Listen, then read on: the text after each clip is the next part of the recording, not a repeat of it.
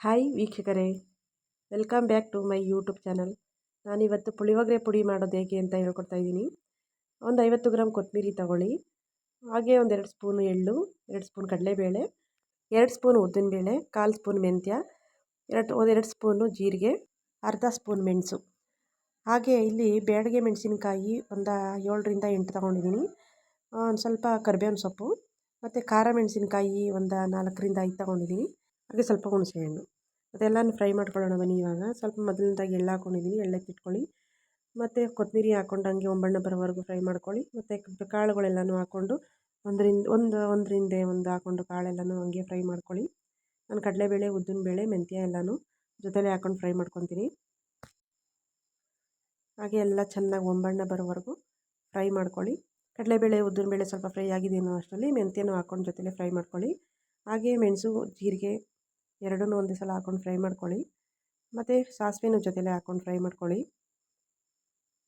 ಸಾಸಿವೆ ಚೆನ್ನಾಗಿ ಚಿಟಪಟ ಅನ್ನೋ ಅಷ್ಟರಲ್ಲಿ ಎತ್ಕೊಂಬಿಡಿ. ಹಾಗೆ ಬ್ಯಾಡಗೆ ಮೆಣಸು, ಗುಂಟೂರು ಮೆಣಸು ಮತ್ತು ಕರಿಬೇವಿನ ಸೊಪ್ಪು ಎಲ್ಲನೂ ಜೊತೆಲೇ ಹಾಕ್ಕೊಂಡು ಫ್ರೈ ಮಾಡ್ಕೊಂಡು ಎತ್ತಿಟ್ಕೊಳ್ಳಿ.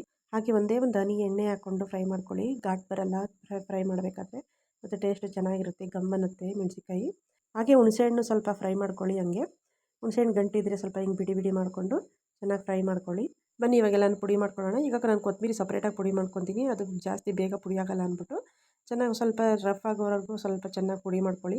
ಹಾಗೆ ನಾನು ಅದಾದಮೇಲೆ ಕಾಳು ಪುಡಿ ಮಾಡ್ಕೊತೀನಿ. ಕಾಳುಗಳೆಲ್ಲ ನಾನು ಏನೇನು ಕಾಳುಗಳೆಲ್ಲನೂ ಹಾಕಿದೆ ಅವೆಲ್ಲನೂ ಒಂದೇ ಸಲ ಹಾಕ್ಕೊಂಡು ಪೌಡ್ರ್ ಮಾಡ್ಕೊಳ್ಳಿ. ಮತ್ತು ಅದನ್ನು ಒಂದು ಕಪ್ಪಿಗೆ ತೆಗೆದಿಟ್ಕೊಳ್ಳಿ. ಮತ್ತು ಮೆಣಸಿಕಾಯಿ ಹಾಕ್ಕೊಂಡು ಒಂದೇ ಸಲ ಮೆಣಸಿಕಾಯಿ ಎಲ್ಲನೂ ಹಾಕ್ಕೊಂಡು ಕರಿಬೇವಿನ ಸೊಪ್ಪು, ಮೆಣಸಿಕಾಯಿ ಎಲ್ಲನೂ ಹಾಕ್ಕೊಂಡು ಮತ್ತು ಅದನ್ನೆಲ್ಲನೂ ಪುಡಿ ಮಾಡ್ಕೊಳ್ಳಿ. ಅದಾದಮೇಲೆ ಒಂದು ಸ್ವಲ್ಪ ಪುಡಿ ಆಗಿದೆ ಅನ್ನೋ ಅಷ್ಟರಲ್ಲಿ ಹುಣಸೆಹಣ್ಣು ಹಾಕ್ಕೊಂಡು ಜೊತೆಲೇ ಪುಡಿ ಮಾಡ್ಕೊಬಿಡಿ. ನೋಡಿ ಎಷ್ಟು ಚೆನ್ನಾಗಿ ಹುಣಸೆಹಣ್ಣು ಚೆನ್ನಾಗಿ ಜೊತೆಲೇ ಪುಡಿಯಾಗಿದೆ, ಗೊತ್ತೇ ಆಯ್ತಲ್ಲ ಅಷ್ಟು ಚೆನ್ನಾಗಿ ಮಿಲ್ಟಾಗಿದೆ. ಇವಾಗೆಲ್ಲನೂ ಒಂದೇ ಬೌಲ್ಗೆ ಹಾಕ್ಕೊಂಡು ಚೆನ್ನಾಗಿ ಒಂದು ಮಿಕ್ಸ್ ಕೊಡಿ.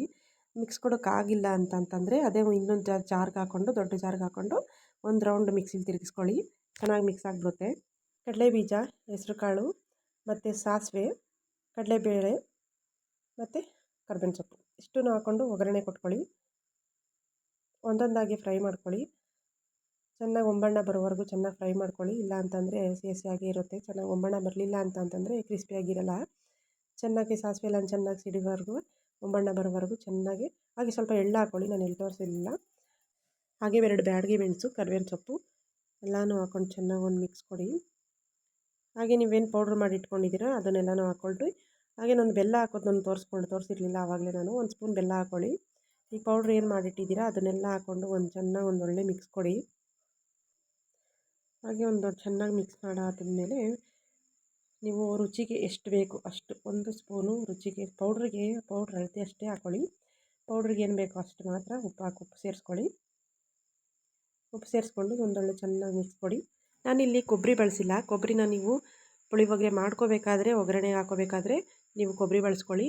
ಹಾಗೆ ಒಂದು ಸ್ವಲ್ಪ 1/4 ಸ್ಪೂನಷ್ಟು ಹಿಂಗನ್ನು ಒಗ್ಗರಣೆಗೆ ಹಾಕ್ಕೊಂಡು, ಸ್ವಲ್ಪ ನಾನು ಒಗ್ಗರಣೆಗೆ ಹಾಕಿರಲಿಲ್ಲ ಆವಾಗಲೇ, ಇವಾಗ ಹಾಕ್ಕೊತಾ ಇದ್ದೀನಿ. ಸ್ವಲ್ಪ ಹಂಗೆ ಹಾಕ್ಕೊಂಡು ಸ್ವಲ್ಪ ಎಣ್ಣೆ ಜೊತೆಲಿ ಒಂದು ಮಿಕ್ಸ್ ಕೊಟ್ಬಿಡಿ.